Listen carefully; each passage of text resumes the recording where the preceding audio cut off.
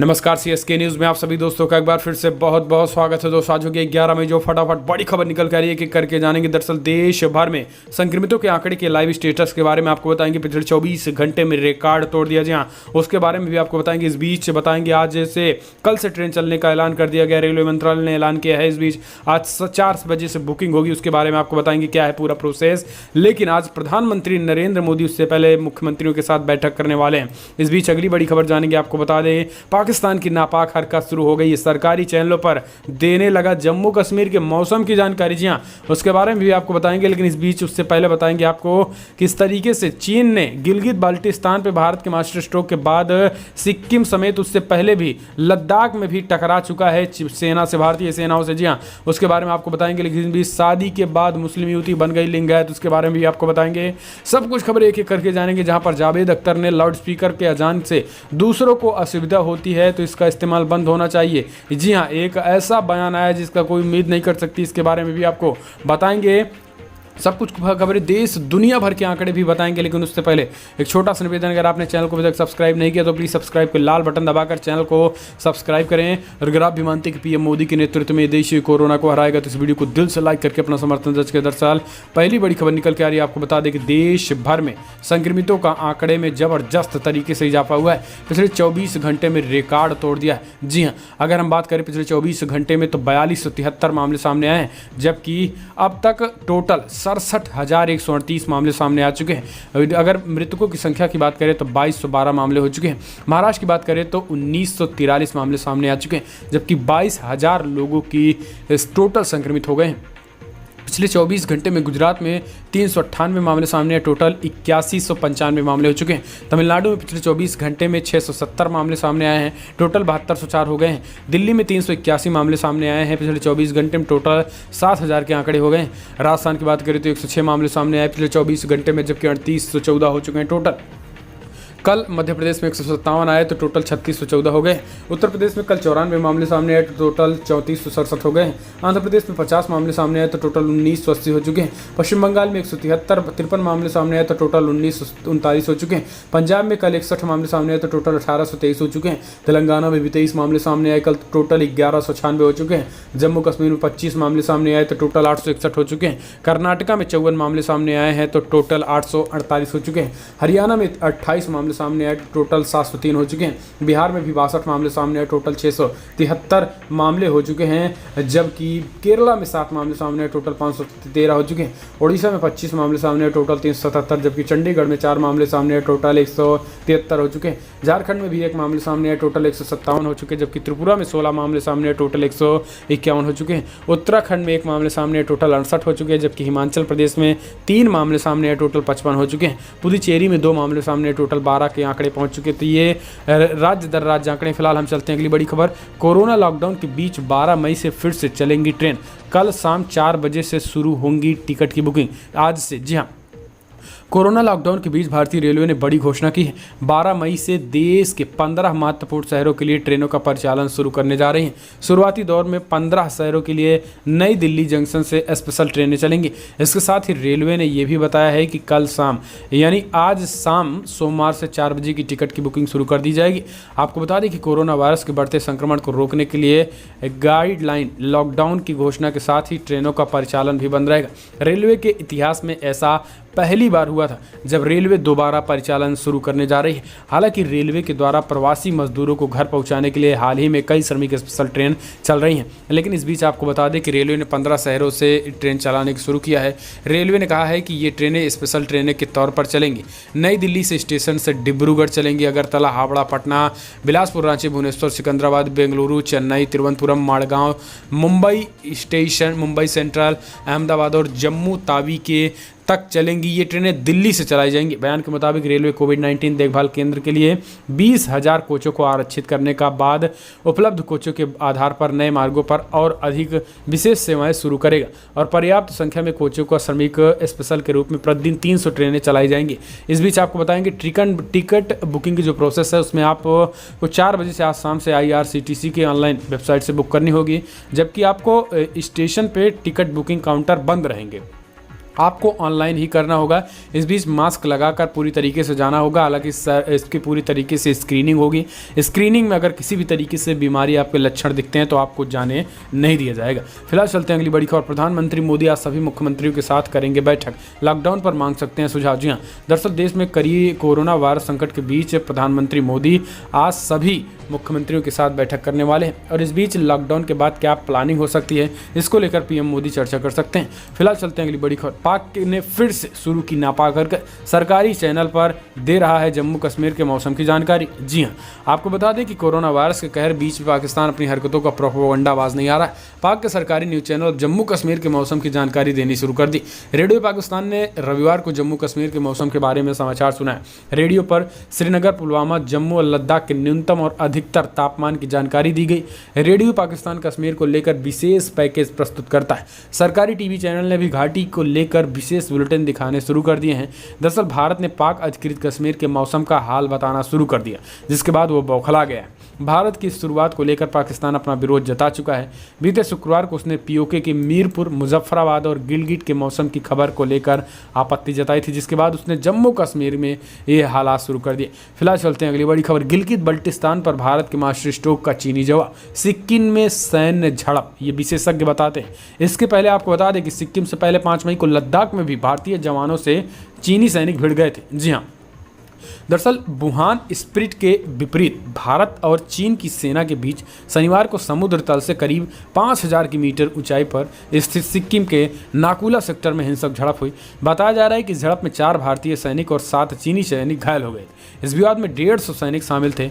दोनों देशों के बीच ये झड़प करीब 3 साल के बाद हुई है। इस बीच विशेषज्ञ चीन के साथ सिक्किम में झड़प को भारत के गिलगिट बल्तिस्तान को लेकर उठाए गए कदम से जोड़कर देखा जा रहा है। आपको बता दें कि इसके पहले ये भी पता चला कि कुछ दिन पहले 5 मई को लद्दाख में भी भारतीय जवानों से ये चीनी सैनिक ने इसी तरीके से भिड़ंत करने की कोशिश कर रहे थे। तो ये बड़ी खबर निकल के आ रही है। हालांकि अब चीन पर कार्रवाई तो होना तय है, लेकिन पीओके पर कार्रवाई होना तो तय है, लेकिन चीन बौखलाया पूरी तरीके से। चलते हैं अगली बड़ी खबर। कर्नाटका में शादी के बाद मुस्लिम युवती बनी लिंगायत। जी हाँ, कर्नाटका के हुक्केरी में एक मुस्लिम महिला ने लिंगायत धर्म को अपनाया। विरक्ता मठ के शिवाजी स्वाजी ने महिला के लिंगायत धर्म को अपनाने के दौरान सभी औपचारिकताएं पूरी की। दरअसल एक लिंगायत युवक को मुस्लिम युवती से शादी की है, जिसके बाद ये मुस्लिम युवती लिंगायत बन गई। फिलहाल चलते हैं अगली बड़ी खबर। जावेद अख्तर का बड़ा बयान, बोले लाउडस्पीकर पर अजान से दूसरों को असुविधा होती है तो इसका इस्तेमाल बंद होना चाहिए। जी हाँ, आपको बता दें कि जावेद अख्तर एक ऐसा बयान दिए जिसके बाद उनके ट्वीट जबरदस्त वायरल हो रहे हैं। मशहूर गीतकार और पटकथा लेखक जावेद अख्तर ने फिर से एक बार उन्होंने बड़ा बयान दिया। उन्होंने कहा कि लाउडस्पीकर का इस्तेमाल बंद करने की सलाह दी है। दरअसल उन्होंने ट्वीट में लिखा कि भारत में लगभग 50 सालों तक लाउडस्पीकर पर अजान देना हराम रहा है, लेकिन फिर ये हलाल हो गया और इतना हलाला कि इसमें कोई अंत ही नज़र नहीं आ रहा। लेकिन इसका अंत जरूर होना चाहिए। अजान से कोई दिक्कत नहीं, लेकिन लाउडस्पीकर से तो दूसरों को काफ़ी असुविधा होती है। मुझे आशा है कि कम से कम इस बार वे खुद ऐसा कर लेंगे कि कम से कम इसको यूज करेंगे। तो जावेद ने ट्वीट करके प्रतिक्रिया देते हुए कहा कि एक मुस्लिम यूज़र ने लिखा कि आपकी राय से असहमत हूँ। यानी कई मुसलमानों ने अब जावेद अख्तर को अच्छी खासी गाली देना शुरू कर दिया है। तो ये बातें उन्होंने कही थी। फिलहाल अगर आप भी जावेद अख्तर के इस बयान का समर्थन करते हैं तो दिल से इस वीडियो को लाइक कीजिए। अगर आप भी मानते हैं कि अजान दूसरों को डिस्टर्ब करने के लिए ही बजाया जाता है तो कमेंट के माध्यम से अपनी राय देना ना भूलें। हम चलते हैं अगली बड़ी खबर लेते हैं, जहां पर आपको बता दें कि पूर्व प्रधानमंत्री मनमोहन सिंह को सीने में दर्द की शिकायत, एम्स में भर्ती। जी हाँ, आपको बता दें कि पूर्व प्रधानमंत्री मनमोहन सिंह को सीने में दर्द की शिकायत के बाद रविवार शाम को दिल्ली के एम्स में भर्ती कराया गया है। उनकी हालत नाजुक बताई जा रही है। बताया जा रहा है कि कल शाम को 8:45 पर एम्स में भर्ती कराया गया। उन्हें कार्डियक थोरेसिस वार्ड में भर्ती कराया गया, जहां डॉक्टर उनकी जांच कर रहे हैं। 87 वर्षीय पूर्व प्रधानमंत्री मनमोहन सिंह के करीबी सूत्रों का कहना है कि चिंता की फिलहाल अभी कोई बात नहीं है। लेकिन हम चलते हैं अगली बड़ी खबर। फेक न्यूज़ पर गृह मंत्रालय की संस्था ने जारी किया रिपोर्ट, कहा नफरत फैलाना कुछ लोगों का मकसद। जी हाँ, bureau of police research and development ने फेक न्यूज़ पर अपनी विस्तृत रिपोर्ट गृह मंत्रालय को सौंप दी है। 40 पेज की इस रिपोर्ट में BRPO जानकारी दी गई है कि फेक न्यूज़ कितने तरीके से होते हैं। उन्होंने कहा कि फेक न्यूज़ फैलाने का मकसद कई तरीके से किया जाता है। उन्होंने कहा है कि उन्होंने कहा कि फेक न्यूज़ जो फैलाए जा रहे हैं आजकल सोशल मीडिया में, उसको जो फॉरवर्ड करेगा उसके खिलाफ अब जल्द कार्रवाई की मोड बना रही सरकार। उनमें फेक न्यूज़ में कैसे हो सकते हैं, जैसे मसलन सरकार के UPI ID में पैसे ट्रांसफ़र करने का मैसेज, सरकार के व्हाट्सएप अकाउंट पर पैसा ट्रांसफ़र करने का मैसेज, सरकार द्वारा पर्सनल प्रोटेक्शन किट नागरिकों को मुहैया कराने की फेक न्यूज़, तेलंगाना सरकार द्वारा 25 मार्च से ही शराब की दुकानें खोलने का आदेश।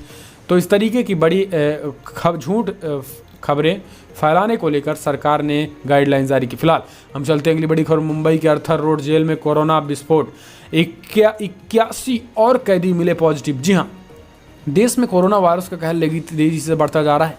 देश में कोरोना वायरस से सबसे ज़्यादा प्रभावित राज्य महाराष्ट्र है। वहीं महाराष्ट्र में मुंबई के अर्थर रोड जेल में अब कोरोना संक्रमण का फैलता तेजी से प्रकोप मुंबई के लिए चिंता बन गया है। मुंबई के अर्थर रोड जेल में अब तक 150 से ज़्यादा कैदी कोरोना पॉजिटिव पाए जा चुके हैं। कल भी 81 नए मामले सामने आए हैं। फिलहाल चलते हैं अगली बड़ी खबर लेते हैं, जहाँ पर आपको बता दें कि बिग ब्रेकिंग, योगी सरकार ने MSME सेक्टर में 90 लाख नए रोजगार पैदा करने का रखा लक्ष्य। जी हाँ, लॉकडाउन की वजह से पूरे देश की अर्थव्यवस्था चरमरा गई है।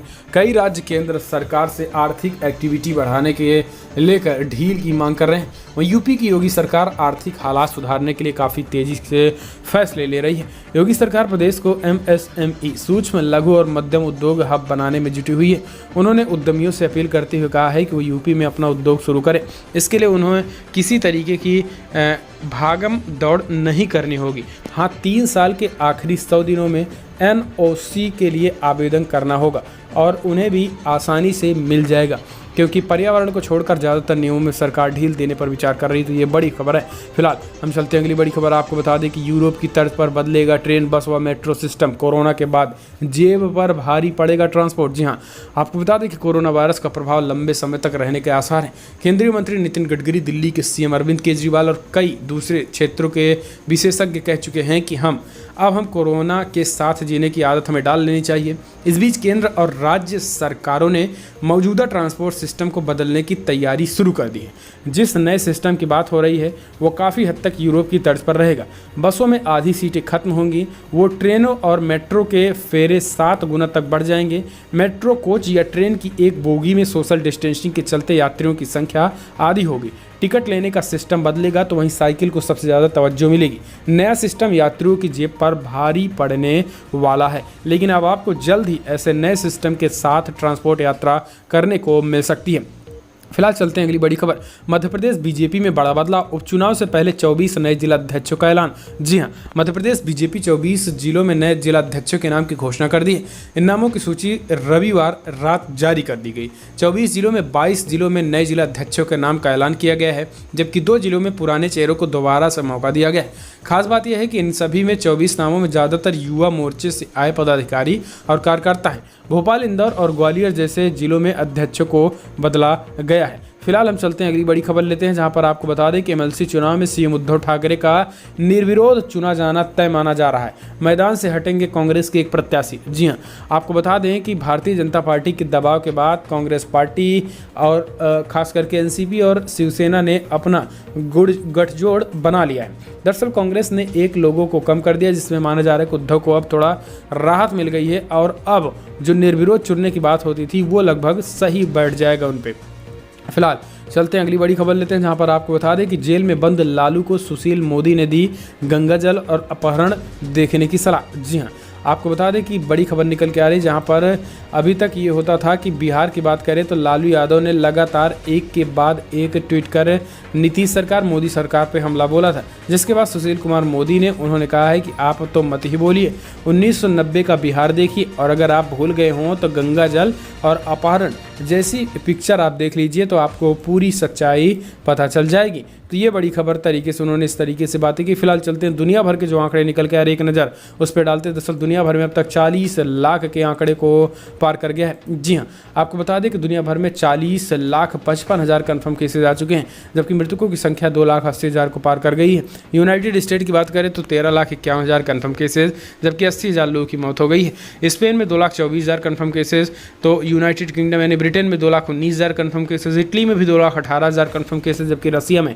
2,09,000 कन्फर्म केसेज आए हैं। जर्मनी की बात करें तो 1,71,000 केसेज, तो ब्राज़ील में भी 1,56,000 केसेज आ चुके हैं। फ्रांस में 1,38,000 केसेज, तो तुर्की में भी 1,38,000 केसेज आ चुके हैं। तो ये पूरी दुनिया भर के आंकड़े हैं, दुनिया दर दुनिया। फिलहाल इस वीडियो में इतने ही। अगर आपको वीडियो पसंद आए तो लाइक करें, शेयर करें, और अगर आप भी मानते हैं कि जम्मू कश्मीर में सब कुछ ओके, अब तो चाहिए सिर्फ पीओके, तो इस वीडियो को दिल से लाइक करके अपना समर्थन दर्ज करें। कमेंट के माध्यम से जय हिंद लिखना मत भूलिएगा दोस्तों। फिलहाल इस वीडियो में इतना ही। जय हिंद, वंदे मातरम।